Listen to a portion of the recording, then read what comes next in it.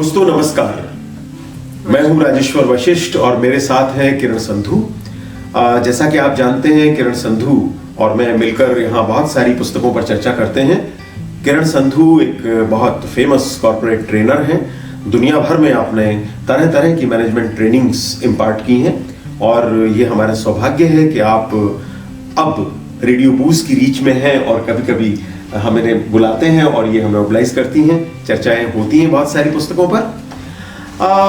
आज भी हम एक ऐसा टॉपिक लेकर आए हैं, यानी जो चर्चा है वो एक, आप उसे बुक की चर्चा ना माने, बहुत सारे चीजें जो हमने आपने पढ़ी वो बेसिकली कोचिंग पर बेस्ड है। दो तीन शब्द जो प्रचलन में आते हैं, लर्निंग, ट्रेनिंग, कोचिंग, ये बहुत सारे ऐसे शब्द जो लगभग मिलते जुलते हैं। एक ट्रेनर है, वो कोच क्यों नहीं होता, उसमें और ट्रेनर में क्या फर्क होता है।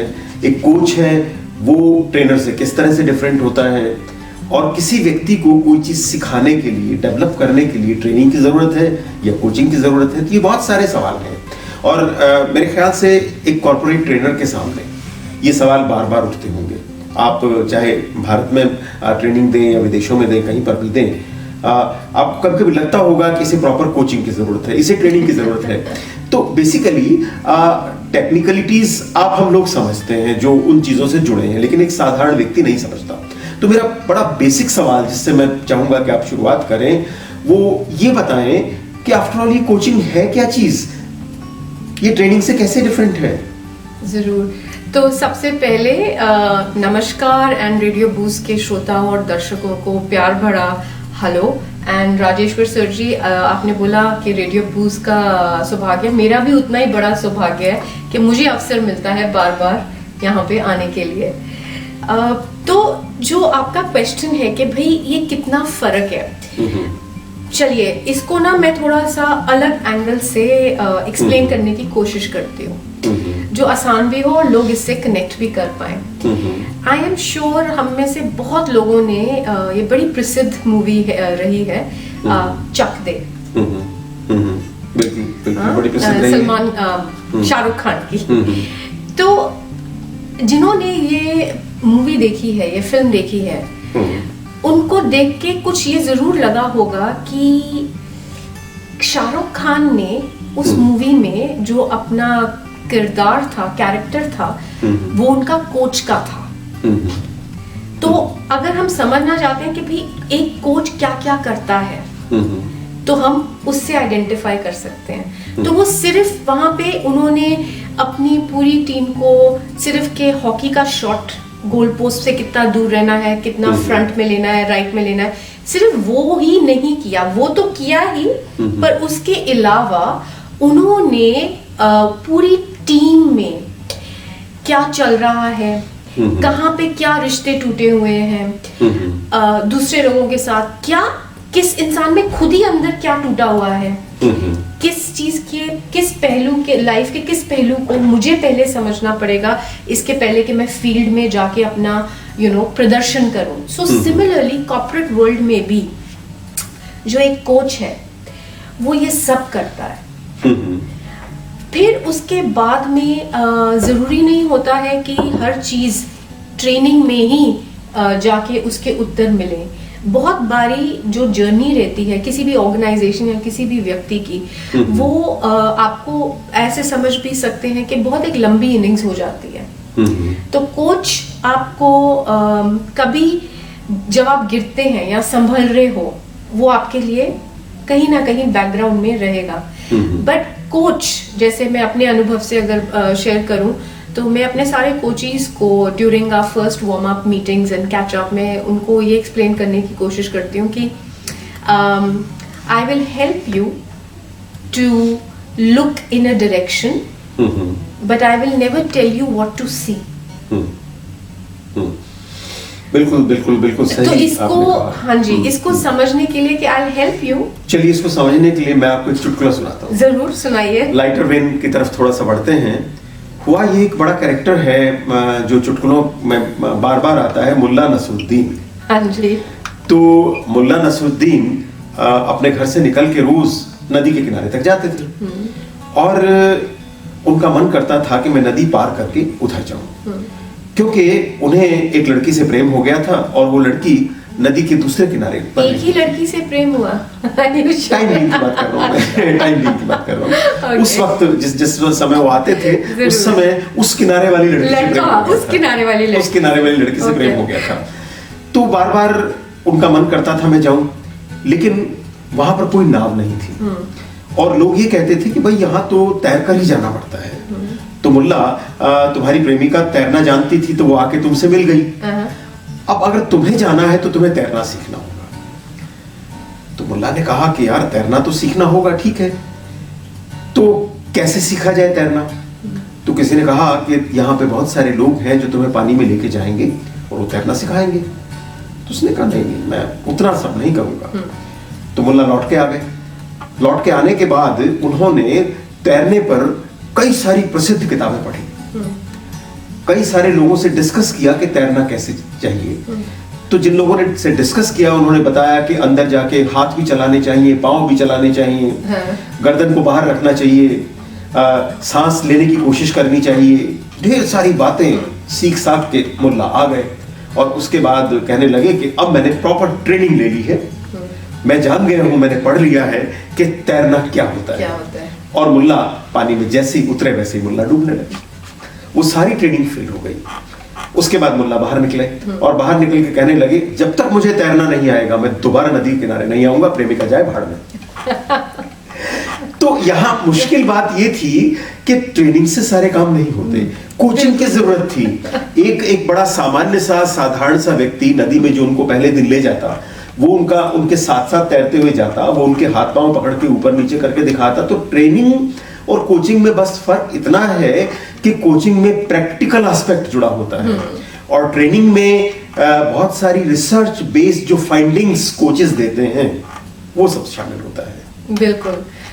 और ट्रेनिंग भी भिन्न भिन्न प्रकार के सब्जेक्ट्स पे या एस्पेक्ट्स के लाइफ के ऊपर आप डिलीवर करते हैं और कर सकते हैं। बिल्कुल।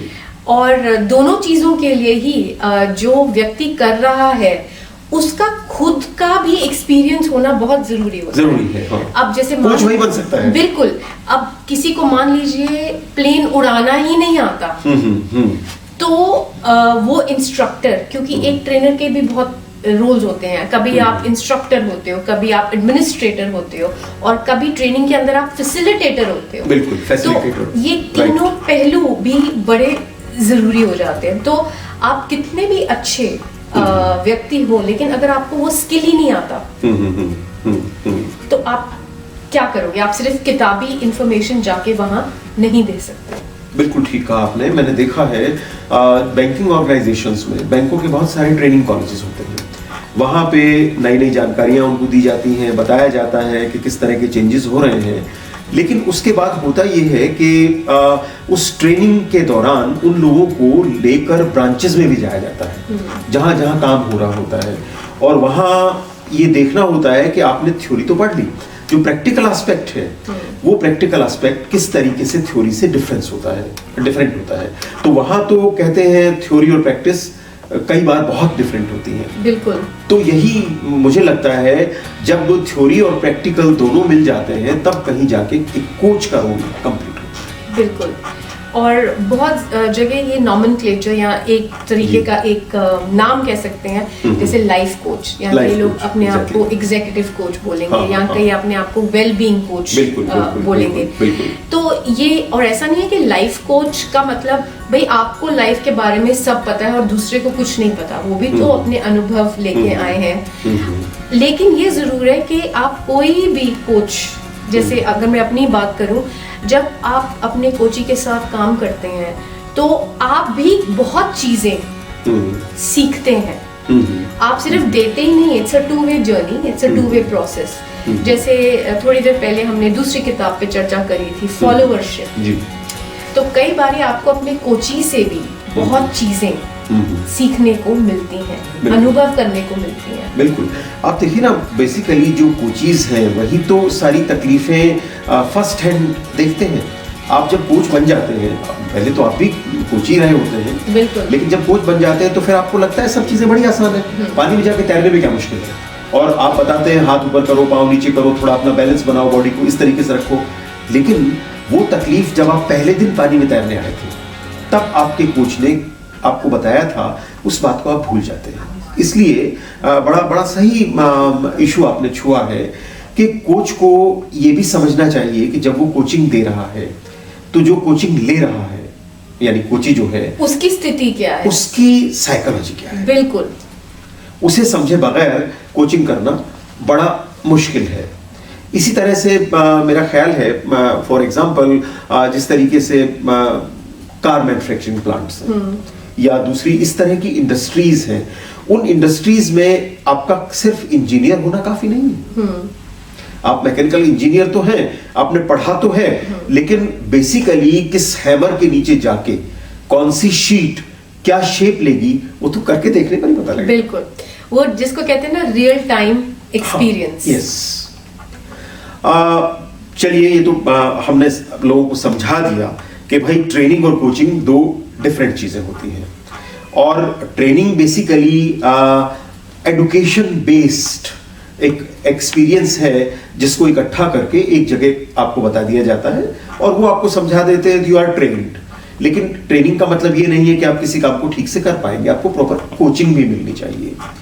तो थोड़ा ये बताओ इस एस्पेक्ट को, ट्रेनर और कोचिंग को लेकर, अपने घर के लेवल पे, अपने बच्चों को लेकर, अपने परिवार में एज ए कोच कैसे बिहेव किया जाए? ये ना बहुत ही डायनामिक प्रश्न है। हाँ। हरभजन की गुगली से कम नहीं है। तो ऑफ कोर्स सर्कमस्टांसेस, सिचुएशंस हर इंसान के लाइफ के अलग अलग होते हैं। तो आप लाइफ के किसी भी पहलू को उठा के देख लीजिए, आप लाइफ के किसी भी पड़ाव में हो, सबसे जो जरूरी चीज निकल के आएगी वो आएगी हर पॉइंट पे आपकी खुद की सेल्फ अवेयरनेस क्या है, मतलब आप में खुद में कितनी जागृता है।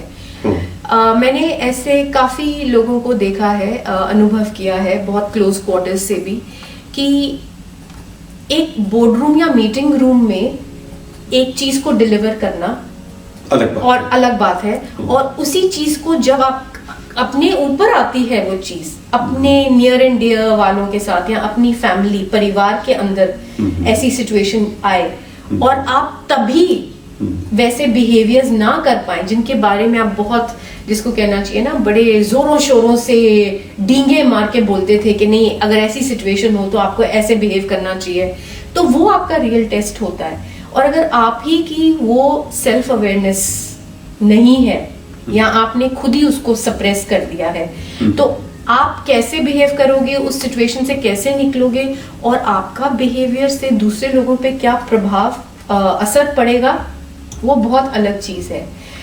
अगर मैं अपने लाइफ की बात करती हूँ तो I am also human being, कोई भी सिक्स सिग्मा में तो प्रोडक्ट नहीं है।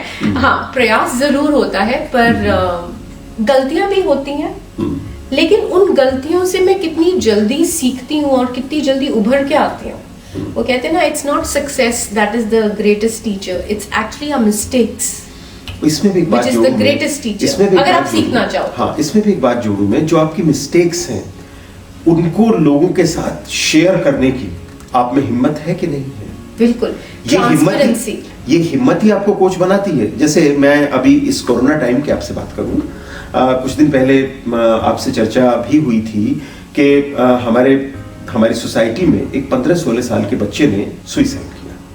आपने बताया था। और हमने उस इशू को लेकर थोड़ी चर्चा भी की थी। अब होता क्या है कि बच्चों में अकेलापन होता है, बच्चे कभी कभी एडुकेशन में रुचि नहीं ले पाते हैं। क्लासरूम एडुकेशन वाज डिफरेंट, अब तो चीजें फिर नॉर्मल होने लगी हैं, लेकिन तब भी वे कितनी घुटन महसूस कर रहे हैं। कभी कभी क्या होता है, हम थ्योरेटिकली उन्हें सब चीज बताते हैं, हम एक ट्रेनर की तरह उन्हें बताते हैं कोई बात नहीं, सुबह उठ जाया करो, पढ़ लिया करो, ये किया करो, और हम ये नहीं जान पाते हैं, मतलब उनके जूते में पांव डाल के नहीं देखते कि कील कहाँ चुप रही है। हाँ।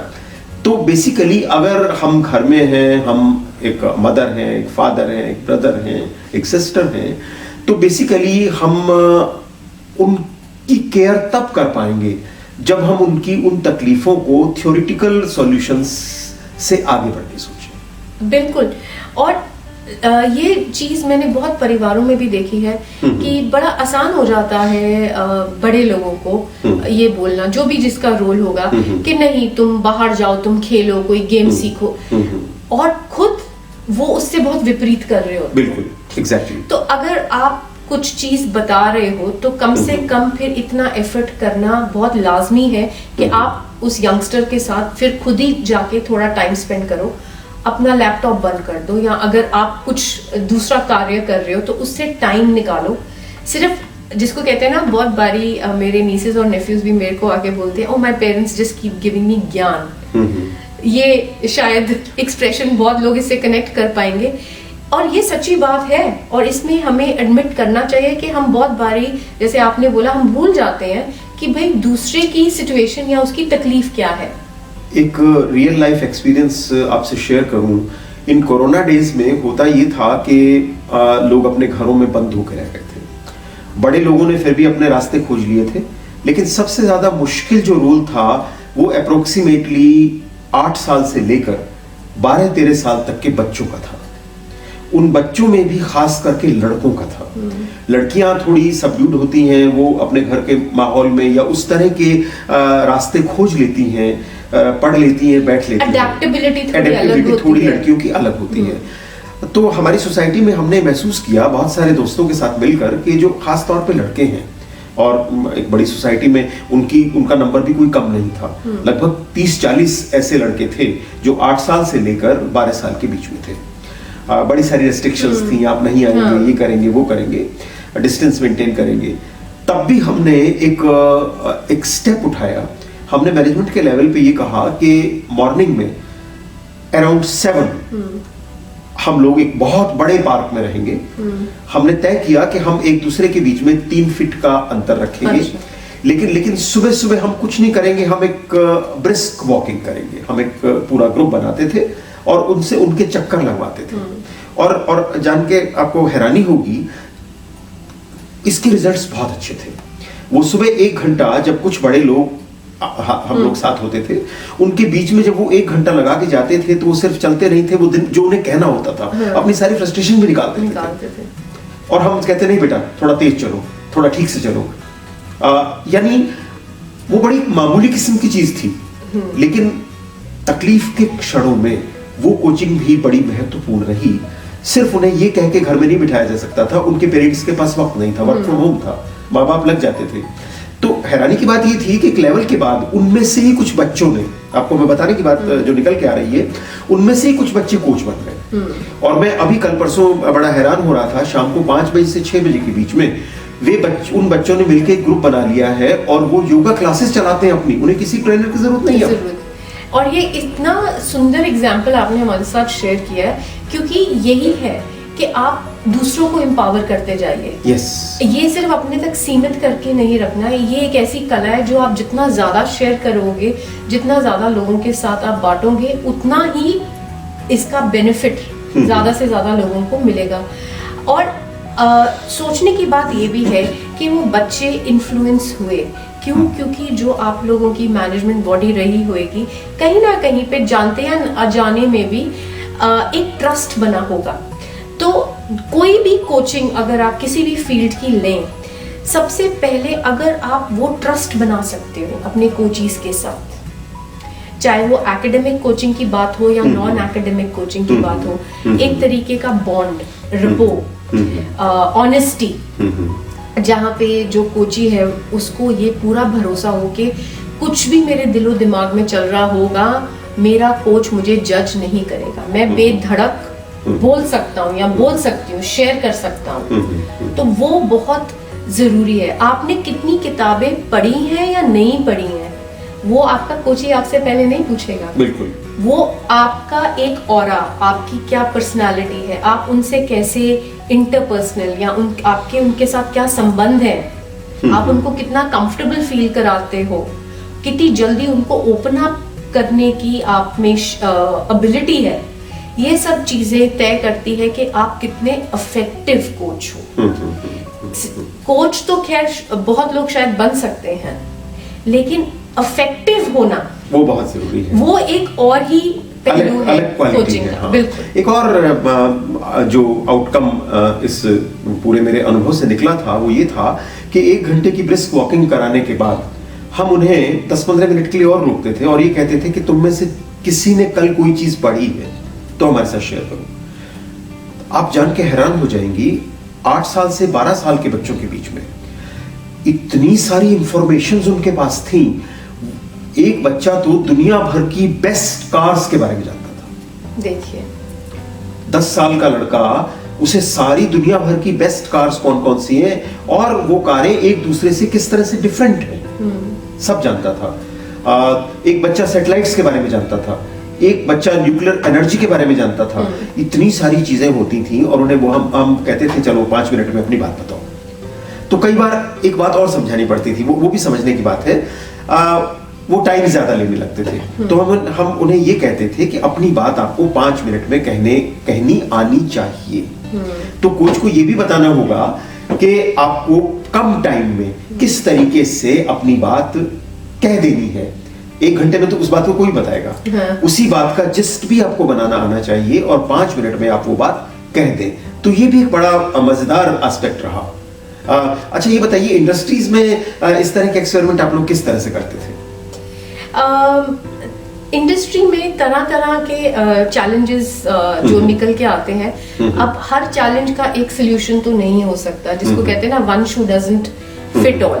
तो पहले तो समझना पड़ता है कि अगर कोई कोचिंग असाइनमेंट आई है तो भाई उसके जो नीड्स हैं उसको कैसे एनालाइज किया गया है। बहुत बारी इंडस्ट्री में ये भी होता है कि इंटरपर्सनल की वजह से कई जैसे सीनियर लोग होते हैं, उनको लगता है भाई मेरे सर से ये बला निकले, यू नो, किसी की कोई परफॉर्मेंस रिलेटेड इश्यूज हैं या कोई सक्सेशन जिसको कहना चाहिए पाइपलाइन नेक्स्ट लेवल के लिए अप्लाई कर रहा है प्रमोशन के लिए, फॉर वट एवर रीजंस अगर सीनियर लोगों के पास या वो इंक्लिनेशन नहीं है या वो कला नहीं है या टाइम ही नहीं है, तो कई बार ना बहुत प्रिस्क्रिप्टिव केसेस आते हैं कि भाई इस इंसान में ये कमी है और इस कमी को आप एड्रेस करिए और पूरा करिए।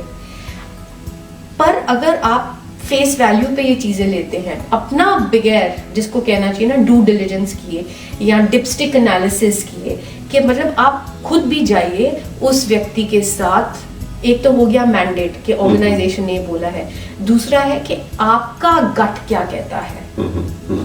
वहां पे आपको खुद से एक तरीके का उनको स्टडी करना आना चाहिए कि ये तो ऑर्गेनाइजेशन बोल रही है कि इसमें ये कमी है, लेकिन वाकई ही क्या ये कमी की वजह से ये इश्यूज आ रहे हैं इस व्यक्ति में, या कुछ और रीजंस भी है इसके पीछे, या कोई और चीज तो नहीं एड्रेस करनी over and above the mandate. तो ये चीजें कई बारी इतनी सिंपल नजर आती हैं लेकिन होती नहीं है। एक अनुभव मेरा अपना रहा, आज मैं ईमानदारी से कह सकता हूं, उस समय तो नौकरी करते हुए नहीं कह सकता था। बहुत सारे ऐसे बॉसेस होते थे जो अक्सर ये कहते थे don't come with problems, come with solutions. अब सवाल ये है कि अगर हम प्रॉब्लम के साथ नहीं आएंगे, सॉल्यूशन ही हमारे पास होंगे, तो हमारा मन कहता था हम ना बॉस होंगे फिर हम ना लीडर होंगे, फिर हम फॉलोअर क्यों होंगे। बेसिकली ये बड़ी बेवकूफ़ी की बातें हैं जो हम कहते हैं, हर किसी से कह देते हैं कम विद सॉल्यूशंस। और अगर हर आदमी के पास सॉल्यूशन होता तो फिर इस पूरे सिस्टम की जरूरत ही नहीं होती, फिर ना ट्रेनर की जरूरत होती ना किसी कोच की जरूरत होती। कम से कम पहली बार अगर कोई प्रॉब्लम लेके आपके सामने आता है तो ये आपकी रिस्पॉन्सिबिलिटी बनती है कि आप उसे समझाएं कि उस प्रॉब्लम को प्रॉपरली कैसे आइडेंटिफाई किया जाए और इसका सॉल्यूशन निकालने के क्या क्या तरीके हो सकते हैं। उसको सिखाने के बाद आप ये कह सकते हैं कि आइए हम इस प्रॉब्लम को मिलकर सॉल्व करें। बिल्कुल, यही चीज जो मैंने आपसे थोड़ी देर पहले शेयर करी कि एक टेंडेंसी आ जाती है लोगों में, ऑर्गेनाइजेशन में, ऑर्गेनाइजेशन के बाहर भी हम बहुत बारी ना चाहते हुए भी कई चीजों को बहुत ओवर सिंप्लीफाई कर देते हैं। तो ये जो स्टेटमेंट है don't come with problems, come with solutions, actually अगर इसको गहराई से समझा जाए इस पहलू को, तो ये वर्ड सॉल्यूशन नहीं, यहाँ पे ऑल्टरनेटिव्स अगर किसी को यूज करना है तो वो ये वर्ड डाल सकता है कि अगर ऐसे नहीं तो कोई और तरीका है। लेकिन अगर आप मान लीजिए एज अ सीनियर पर्सन जो टीम में अभी कोई नया व्यक्ति आया है, उसको आप पहली ही मीटिंग में ये बोलते हो, इनकॉम्पिटेंट बॉसेस वो ऑलमोस्ट इसके यही जाकर इस्तेमाल पीछे करते यस, हैं। तो वो कहीं सुन लिया, किसी मैनेजमेंट बुक में पढ़ लिया और कंट्रोल सी कंट्रोल वी बस छापते गए। लेकिन ये नहीं समझ रहे हैं गहराई में कि इसका प्रभाव कोई अगर न्यू पर्सन है टीम में, व्यक्ति है, उस पे क्या पड़ेगा, उसको नेक्स्ट टाइम आप में कॉन्फिडेंस ही नहीं आएगा कि वो अगर कोई इश्यू से डील कर रहा है, प्रॉब्लम लेकर जाते ही नहीं उसके बाद। वो तो कहते थे भाई उसका तो सेट रिप्लाई है, उससे पूछोगे तो यही कहेगा। तो बेसिकली किसी भी ऑर्गेनाइजेशन में इस सिचुएशन को आने से बचना चाहिए। और जब आप ऐसा कर रहे हैं तो you are a bad coach. आप में कोचिंग करने की क्षमता नहीं है, आप जानते नहीं लोगों को कैसे बताया और समझाया जा सकता है। वो चाहे मामला किसी के ऑफिस का हो या एज ए पेरेंट, हम घर पे भी अपने बच्चों के साथ हैंडलिंग करना नहीं जानते हैं। तो मेरा ख्याल ये है कि इस सारी चर्चा के बाद लोग कम से कम ये तो समझ जाएंगे कि ट्रेनिंग क्या है, कोचिंग क्या है, क्या करना चाहिए, क्या नहीं करना चाहिए। और सबसे बड़ी बात जो मैं महसूस करता हूं, अगर हम अपने लाइफ टाइम एक्सपीरियंसेस शेयर कर सकते हैं तो हम ट्रेनर से कोच बन सकते हैं। बिल्कुल, ये पहला स्टेप हम जरूर ले सकते हैं। और आगे तो खैर हर एक की अपनी जर्नी है। हम हर एक्सपीरियंस के साथ कुछ सीखते हैं, कुछ सिखाते हैं और कुछ छोड़ते हैं और कुछ नया अपनाते हैं। बिल्कुल, जिसको कहते हैं कंटिन्यूअस इम्प्रूवमेंट। तो चलिए, मैं समझता हूं कि अभी जो हम कर रहे हैं, हम ट्रेनिंग नहीं दे रहे हैं, हम अपने लिसनर्स को, अपने दर्शकों को कोचिंग दे रहे हैं। तो एज ए गुड कोच कुछ और जोड़ना चाहेंगे आप, या ये कोचिंग काफी है? हमारे मुल्ला नसरुद्दीन अब तैर लेंगे। अब तैर लेंगे। और मुल्ला नसरुद्दीन से ये भी गुजारिश है कि अपनी डिसीजन पे कूदने के पहले अगर वो थोड़ा सा किसी और से भी उस एक्सपीरियंस के बारे में जानने की कोशिश करते तो शायद उनका अनुभव इतना बुरा वो बताना नहीं चाहते थे ना कि उनकी प्रेमिका तो नदी के पार रहती है। ना कि अपनी वल्नरेबिलिटीज या अपनी खामियां शेयर करने के लिए भी हर व्यक्ति में एक तरीके की स्ट्रेंथ चाहिए। तो मुल्ला नसरुद्दीन से भी यही एक गुजारिश है कि ढूंढे वो स्ट्रेंथ। मैं उसे एक और सजेशन दूंगा। मैं ये कहूंगा कि अगर तैरना नहीं सीखना है, जिंदगी में कुछ नहीं करना है, तो इस किनारे पर ही प्रेमिका खोज ले। ये भी हो सकता है। जरूर। चलिए, इस हंसी मजाक के बीच में हम अपने दर्शकों से, श्रोताओं से तरह तरह की बातचीत कर लेते हैं जो शायद एक व्यवहारिक जीवन जीने में उनकी मदद करेंगी। किरण, बहुत सारी बातचीत हमने की है, तो बहुत बहुत शुक्रिया रेडियो बूस के दर्शकों, श्रोताओं का। हम फिर मिलेंगे किसी नए विषय को लेकर, किसी नई किताब को लेकर। नमस्कार। नमस्कार।